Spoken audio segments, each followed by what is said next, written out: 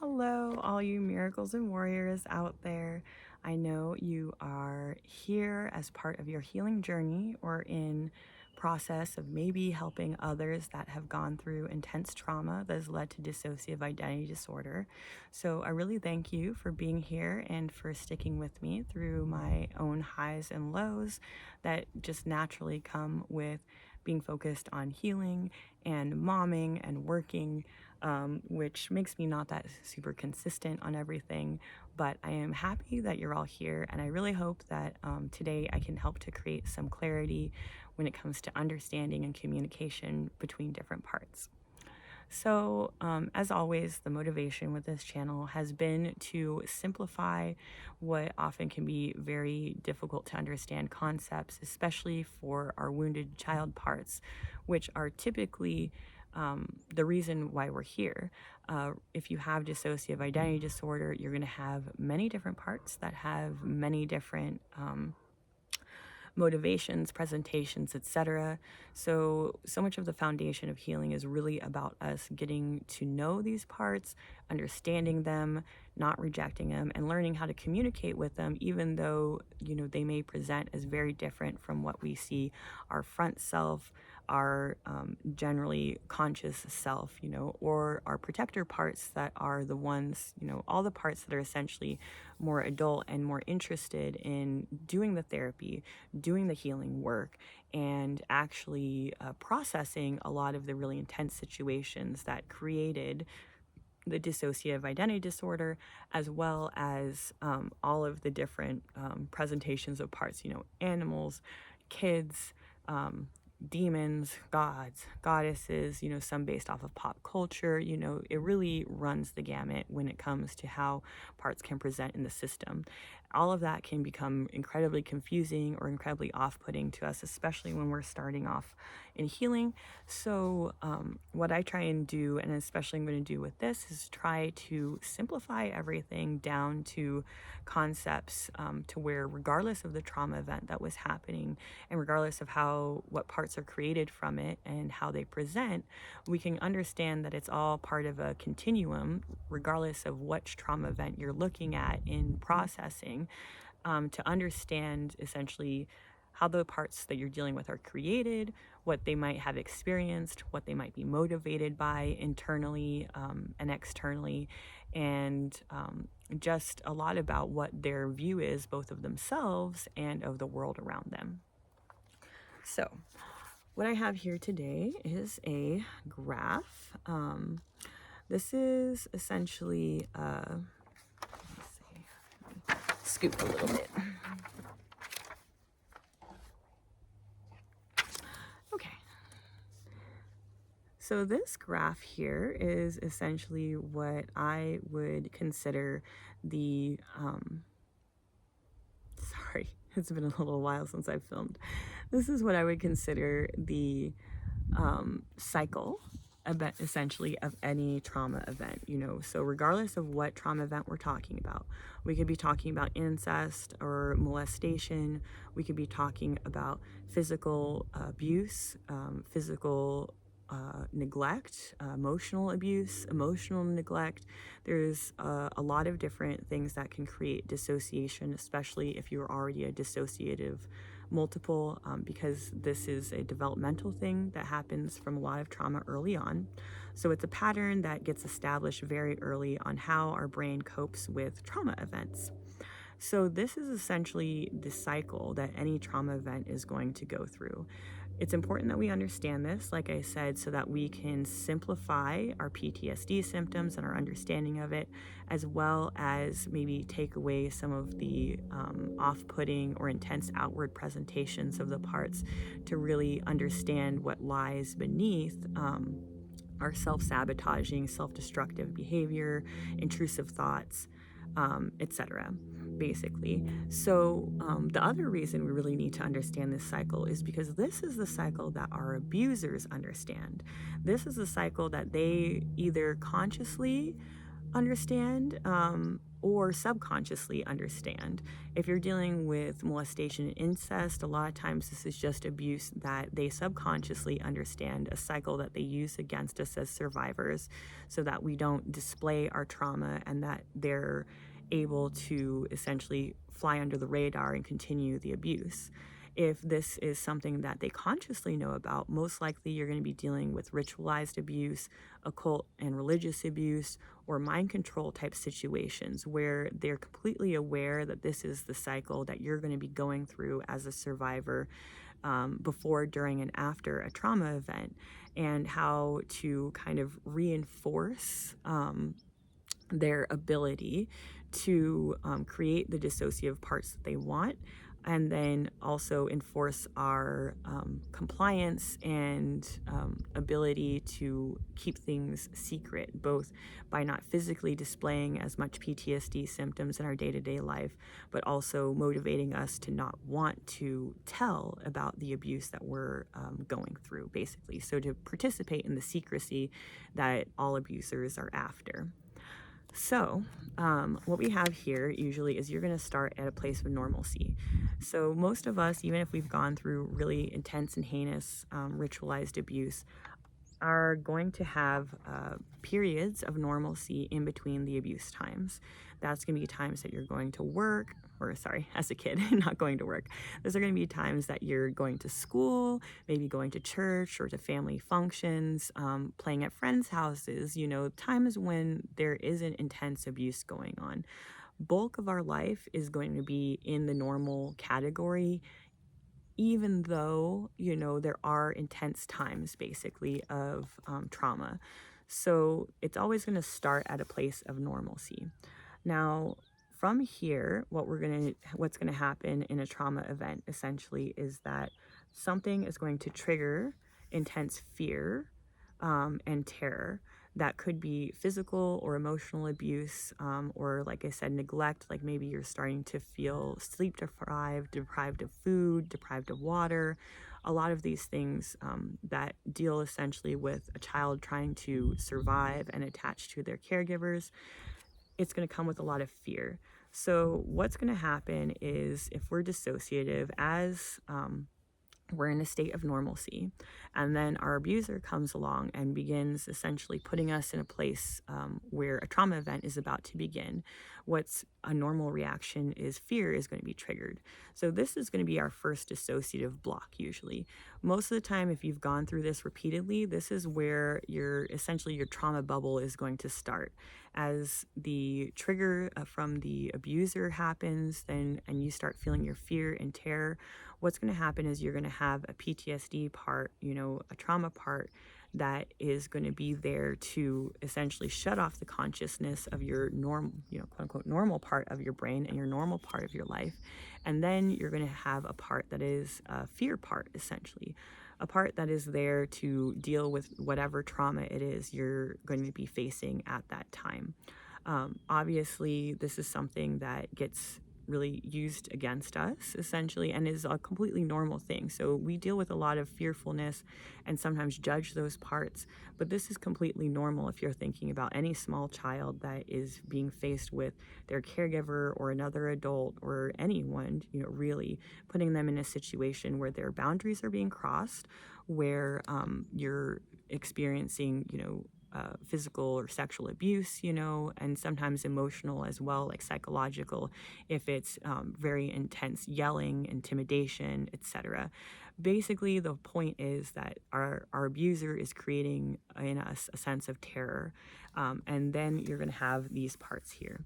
Now, typically we don't stay stuck in those parts though during the trauma event, because what ends up happening, especially when this trauma is being intentionally used against us, is that our next response is going to be in a place of survival. That's going to be our solution parts. So to focus on survival, most often this is where your second dissociative block is going to come in. So you're going to be on a certain level dissociating the fear and terror and be completely consumed instead with parts that are focused on survival, solution, maintaining attachment to caregivers, even though you're in a really horrific event, essentially. So that can be sometimes seen as being, playing along with or being complicit with the needs of your abusers in a attempt to mitigate the intensity of the abuse event that you're going through. If this is not the first time that you've gone through the event, most often this part will already be created and will essentially, these parts will kick in to essentially perform whatever is the desired reaction by your abusers. You have to see it as like a trained response, that has been encouraged by your abusers. So they put you in this intense fear, terror, and pain, and then they give you a solution on what it is that they expect, and that is your whole psyche. This whole part is not thinking about the fear, not thinking about normalcy, but is 100% focused on what it is you need to do to survive the event at hand. This can be, like I said, with sexual abuse, maybe that you're in a sexual part that's complying with the wishes of the abuser or looking like you're willingly participating at times. It can sometimes be, them forcing you to be abusive or, um, you know, bad, in some way, doing a lot of times, maybe perpetrating some sort of abuse on another individual or animal, basically. Or it can even be just what I call the tap dance. It's like just performing some sort of task, essentially, that that the abusers are interested in. And this is all, like I said, a complete survival thing. So a lot of times you're in the solution position, you're dissociated from the fear, you're dissociated from the understanding that you have a normal life to go back to, and you're 100% focused on essentially the task at hand, which sometimes can make us very adaptable as survivors, but also you'll find that there is a lot of detachment from our actual identities and the emotions that would be normal in that period of time, because we don't really have any room for them when it comes to trying to survive. So once we've performed whatever it is that our abusers are interested in, it will next be followed by the next dissociative block and a period of loyalty or love and attachment. And this is really insidious because this is weaponized against us 100%. The abuser knows that these two situations here are going to create a lot of PTSD triggers, PTSD symptoms that are very normal based off of what you went through. But the goal for them is to create in our system, in our dissociative parts, allies that are interested in preserving that relationship, that are interested in maintaining secrecy, because these parts, because of this dissociative block here, are usually created by following the abuse event. The abusers will be doing something to create a lot of intense love, love bombing, a lot of trauma bonding, to where they are explaining to you maybe like why it is for your own good that you just went through what you went through, maybe congratulating you or praising you for doing a really quote unquote good job in whatever it was that you had to do, maybe just really talking about how much they need you, love you, etc. So the parts that are created in this position have no connection to the fear you went through. They have no connection to the solution, essentially, and they also have very little connection to quote unquote normal life, because that is also seen as a state that is somewhat less than the intense happiness or intense bonding that your abuser is trying to create. It's like love on steroids. It's flattery on steroids, because it is pure manipulation on the part of the abusers.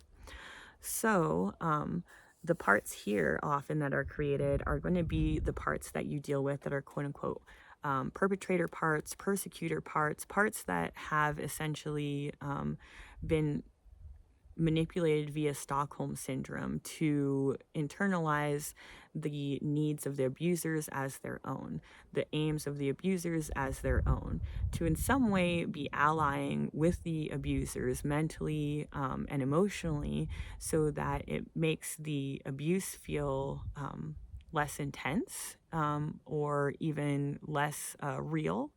But also, just as a normal child that's going through this intensity on a regular basis, when you suddenly have an abuser that is acting the opposite of what you're used to and is just giving you intense love and praise, that is something that you 100% want. It's very normal that you want to hold on to that feeling essentially and maybe just focus on that because it feels so good and soothing compared to all of the other things that you've been going through.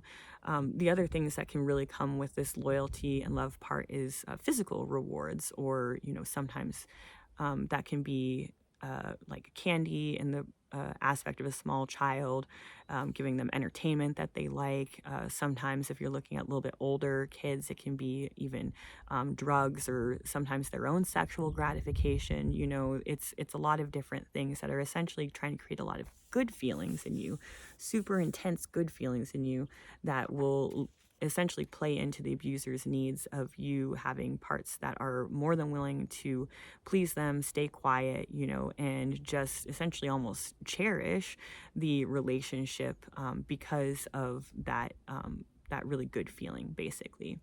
So this will also be preceded or followed by a return to normalcy. So after the abuse event, after the trauma bonding and everything, you're going to go back to a place of normalcy.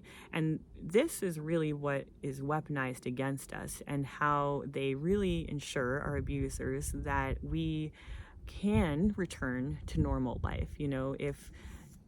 If we just went from this back to normal life or this back to normal life, it would be incredibly obvious to people around us that we weren't, quote unquote, behaving normally.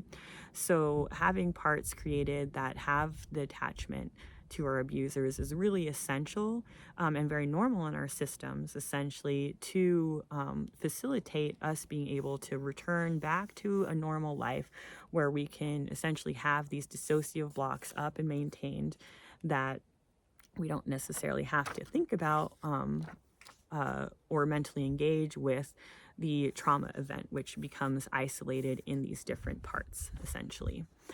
So the second part of the graph here is the emotional intensity graph. So this is just another way of visualizing the same thing that I just talked about. I have this kind of like baseline here. So this pink line would be most people. And then this would just be like a baseline of just, chilling, just everyday life where you're not feeling super aroused, either from the fear standpoint and the sadness standpoint, or really super aroused from the point of like joy and love and everything.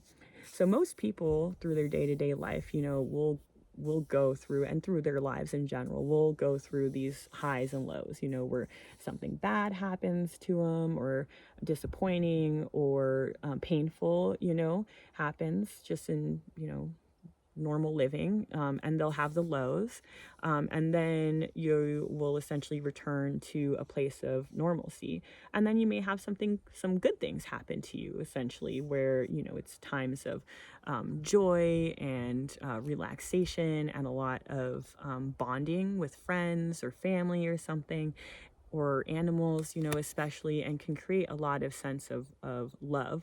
But that is also a state that is not typically maintained in day-to-day life. That's a state that is essentially, is temporary.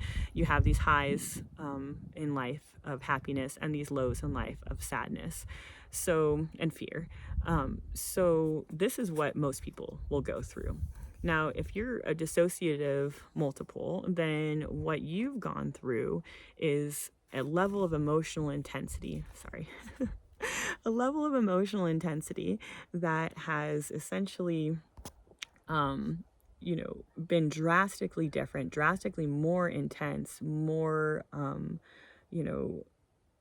out of the ordinary than most people have gone through. The level of fear and terror and pain, a lot of time, because torture is often involved in like mind control, that you've experienced is way more intense than what most people will ever experience in their lives, basically. And you'll find that the same for the opposite end of the spectrum, the loyalty and love part of things. When you're dealing with manipulative love bombing and trauma bonding, what you're going to find is that, the level of or even physical reward, so as in getting, like I said, like, candy, toys, really amazing, over the top, like, rewarding experiences and stuff like that. All of those, because it's being very intentionally used against you, is going to be much more intense than what most people have experienced in their day-to-day life. So this is really important to understand as we're trying to understand the different parts, because it's why our fear parts here are maybe our small child parts, or sometimes animal parts, or frozen parts, can be so drastically different and really not see even a little bit eye to eye with what's going on with parts that are here at the opposite end of the spectrum. This is why we can have a lot of cognitive dissonance, a lot of issues in the system with like one part understanding the experience of the other, is because the experience that created them was so different from each other that it can be very, very hard for us to see eye to eye. So a lot of the understanding is going to be about knowing that we're all part of the same continuum, essentially.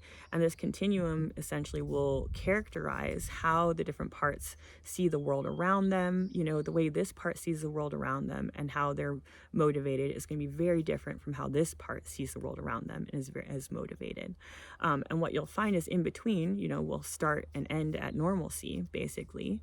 But in between, our solution part, even though it's at our baseline of emotional intensity, it's not what we would see as quote unquote normal emotion, or emotion that is not super intense in one way or another. This solution part is often insanely dissociated as well from a point, and is at this level because they're essentially numb. They're completely dissociated from the emotions and physical feelings that they would be going through, that they, had experienced, to block it all out and be completely focused on the solution to survival. So you'll find that they're here in the middle during, this would be a trauma event, but not because they are at a place of calm, but because they're at a place of pure dissociation and detachment and numbness, oftentimes, from the experience, and purely focused on whatever solution they've seen at the time to survive. So I'm going to have a second part to this episode. This is going to be part 1, and the next part I'm going to start going into what these different parts may look like and how they're motivated, basically, so that you can understand and maybe a little bit better how to actually communicate with the different parts based off of how you understand they were created by the trauma event. Thank you all for being here again today, and I will be back soon with the second episode.